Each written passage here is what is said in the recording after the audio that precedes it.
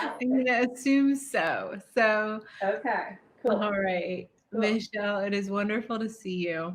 Thank you. Awesome to be here. Thank you for having Yeah, my absolute pleasure. And I was so excited when I saw your topic come through today because the concept of making money, being paid for what we do, is something that I think folks really struggle with when they're first coming into the coaching space. me. Can you tell us, first of all, where you live, what you do, how Yeah, folks can find you, and then we'll dive into this yeah, juicy topic.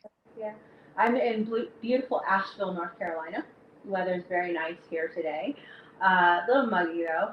And I am a business coach and I'm a life coach, a journey life coach. And I help experts, I help coaches, particularly practitioners and purpose driven entrepreneurs to really increase visibility online so that they can create a business doing their purpose work, doing what they love. So it's having a business and a life that you love because business and life and love, it all goes together. So that's pretty much what I do in a nutshell. And Awesome. on Instagram, Michelle Rabell Coaching, and also Facebook. Uh, Michelle Rabell Coaching on Instagram and Facebook, hailing from I think it's Michelle Asheville. Rabell on Facebook. I don't even know because it's, Okay. so. Well, either way, this is how we can get folks to connect with you. And it was one of my favorite memories getting together with everybody in Asheville and really getting to kind of see the crew who lives out that way. And it's a pleasure, absolute pleasure to be with you here today. So everybody's been stuck at home thinking way too much about themselves, their lives, their businesses, their what's next. And the topic that you're offering today is really important. Stop playing small, how to profit from your purpose. And it's purpose is something that I've been hearing so much from people recently. I think that the pandemic has really changed a lot of perspective. There's a lot of perspective shifting going on in terms of what really matters to me. How can I do this? How can I make an impact in society? And then there comes the secondary reality of, well, we have to live, we have to eat, and we're all entitled to good lives. So tell us, how do you reconcile and combine these two things, profiting from your purpose? Yeah, well, it's interesting that purpose work is associated with something so pleasurable because it doesn't feel like work that we don't deserve to get paid for it, that we don't get compensated for that. And the thing is that what we do, we help other people. We're in it for the good of all. That's the people that I serve, that I track, that I'm around, right? And when you do that, you almost feel like you could just do it for fun.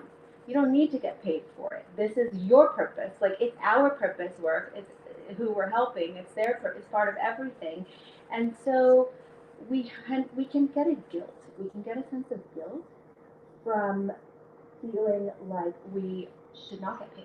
Oh, but that we put ourselves into other people's wallets. Like, why should, what if she can't afford it and there's a pandemic? And oh my God, what am I going to like steal her money? But the problem is, it's not, it's not that that's happening. Money is an energy, right? And really, we are exchanging energy when we're working with people and it's the lack of value that we that I mean it's things that have come up from limiting beliefs from all of our lives, but then it being in this profession, a lack of value of self-worth in terms of monetary value. And what you're doing though is the most valuable thing of all, right? You're helping somebody to be okay, to fulfill their dreams, to be healthy, whatever it is that you're doing, helping somebody, that is so important. And because it's not a tangible thing, it can be very hard to sort of connect it to money and finances. Yeah. And, I think the point about relationship and energetic exchange is a really important one And tying back to self-worth and boundary work, if we're really looking at all relationships, they have their own version of currency. All relationships have their own version of currency. When you're in a romantic relationship, you enter into it with a certain set of expectations of what this partner is going to do for your life, the needs that are going to be fulfilled. And then when you have professional relationships, same deal. There's a certain set of expectations, what this person is going to do for me, bring to my life, how I will be changed, what I will achieve on the other side. Except that in professional work, currency happens to be the thing that there is a direct and centered exchange around. Right, right. And right now, this to me, looking at the silver lining, right, with the pandemic, with all of the horribleness, with all of the craziness that's happening, um, we are being pushed a little bit, and people are realizing that what was once secure actually is not secure at all, and what does that even mean? And this is the time to kind of take ownership, to own it, to step into your own purpose and do the thing that you love. And what I mean, you just have to believe you can do it is the thing. And then you step into that, right? And that's stepping into your purpose, being able to profit from it. That's it's almost you have to continuously do it. You have to step into it. You have to take action. And as you move through it, then you begin to see your own value. You begin to own your worth, right? Mm. But if you don't, but this not stepping into it, the holding back, to me, that's the dangerous place. That's the place of when you're always longing to be doing that thing that you want to do, but you're allowing all these fears to get into the way of, well, how am I going to make any money? And then, oh my God, I've got to quit my job, and what's that going to be like? Or, if you even have a job now. So all these things play into it. Yeah, and something that was really interesting to me as you were speaking is thinking about what it's like to inhabit emotionally and intellectually these different traits. And you and I are two people who have both gone through our own journeys of once sitting in a position of saying, I don't know what my worth is, to now moving through a threshold of sitting in a position of saying, I know what my worth is, and it feels good to know it and to stand in that way. So, what was it like for you to move from point A to point B? How did it feel, and how does it feel now so that people can start to identify where they might be on the spectrum? Mm-hmm. Um, the reason I can help people do this is because I've been through it in the trenches, right? That's why we're so good at what we do. We've actually experienced it. So it's scary. It is definitely scary, and it is a process when you're moving into um, the work that you want to do. You're making a decision to do something. You're shifting something that you're not used to it. It's new. It's foreign. Um, it was scary when I first did it, and I actually I just took a leap, and I did what I needed to do, and I had some clients and backup stuff, but then I was doing marketing. I wasn't even doing what I'm doing now, right? Because I didn't even know that this was possible for me. I was literally I was doing people's marketing plans. I was like, okay, whatever it is to actually be able to step away from the job, that's what I'll do. And then after a year of that, I'm like, huh, I don't have a business. I have a job. Like, I own a job. And I realized this is not enough for me. And I remember I used to listen to you and John's podcast all the time, like walking. I would like walk my dog extra to listen to this.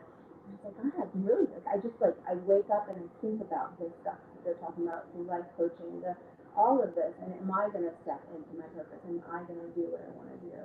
And when I combine the life coaching with all of the background and experience that I've had in business and in marketing and branding, it created this beautiful thing, which is that unique thing that each person will have. And for me, that's what it was in terms of I could step away from the doing, feeling, and I could be. staff coach, who's a business growth coach, and a life coach, because it's all so connected. You know, emotional mastery is so much a part of what we're doing with business. And so seeing that possibility was a beautiful thing, actually doing it, right? Stepping into it, being around people who could support that process was huge.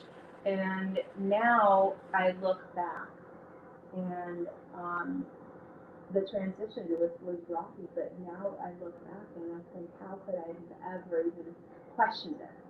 Right? It's a beautiful thing. It's a beautiful thing. And it's funny as we're walking and we're afraid, and it's sort of like, oh man, this is a new path. What am I going to do? Each step, each mile that you go, you can look back and say, oh, I made it so far. I'm like, I could do it. And so when we stand in a place where we are right now, saying, oh, I want to do this thing, I don't know how to do this thing, should I do this thing? Just know, like in the future, you have nothing.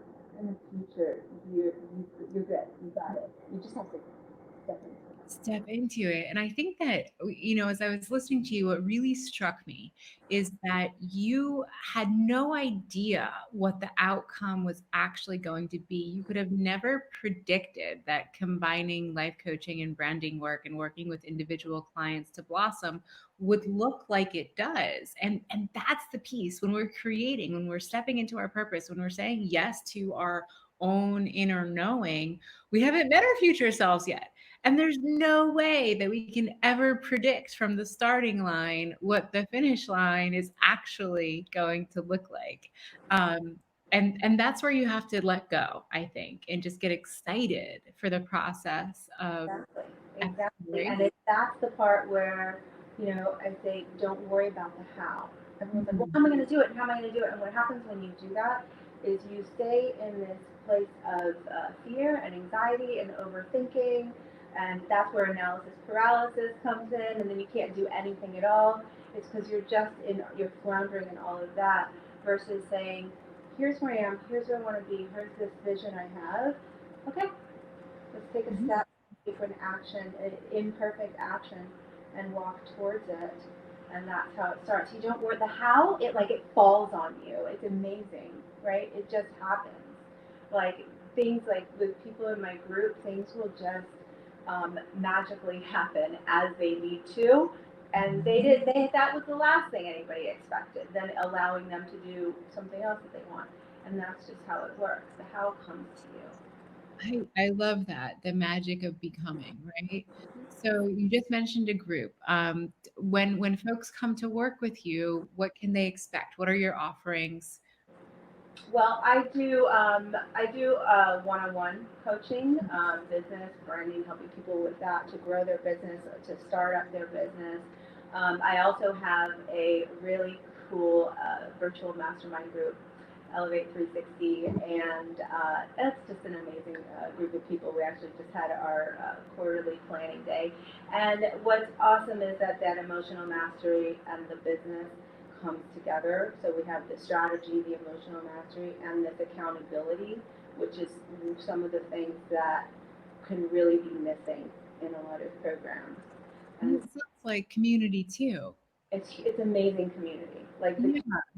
is just awesome. And it's become a beautiful group, and people come into it. Like I'll open it from time to time. People come into the group, but it's like a welcoming bunch. It's a small group, and really advancing what we're doing and helping. I help people to be seen. I help them to become visible. I help them to get their voices heard, and to actually like create the vision that they have because it's absolutely 100% doable. And Yeah. yeah, yeah. And for me, the coolest piece of this is knowing how many people you have helped and knowing that when you're saying, just step in, just do it, you're coming from the perspective of having seen it happen, not only for yourself, but over and over and over again with your clients, within your community, within your organization, and within your own life.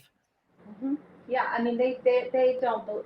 So, one of the reasons people don't take an action, for instance, is that they don't believe that they can do it. It's not that they don't want to, it's not that they don't want to invest in it. And so with coaches, even so, if somebody's not like wanting to invest in your services, it's, you know, you have to shift the way you're looking at it. A lot of times they don't believe in themselves to be able to do that thing that they want to do. But as a coach, when I believe in them, like I can see it, I've seen it happen, I know it can happen. And when you can let somebody know that you believe in them, like everything changes. They walk differently, they stand differently, and they start to believe in themselves, and then they do the thing. Mhm. Well, we are so proud of you at Journey, and it's been a privilege to watch you go through the program and then to expand and spread your wings and really build just a badass organization that you run. So, thank you for being a shining example for our alumni. And if you were to give folks one thing that they need to know about Journey coaching, what would it be?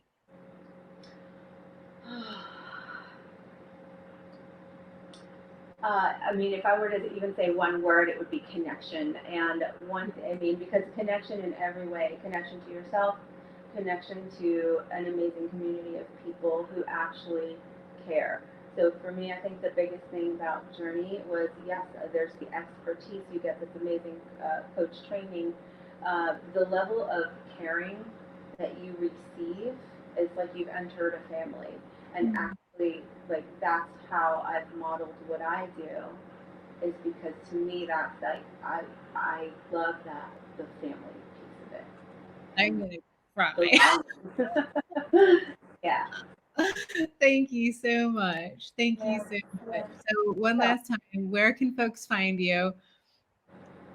I am on Instagram, Michelle Rabell Coaching. I also actually have a free 5 day boot camp coming up, Ooh, and I ooh. will share that link somewhere at some point if you guys want. And that happens in my Facebook group, which is Be Seen, Entrepreneurs on Purpose.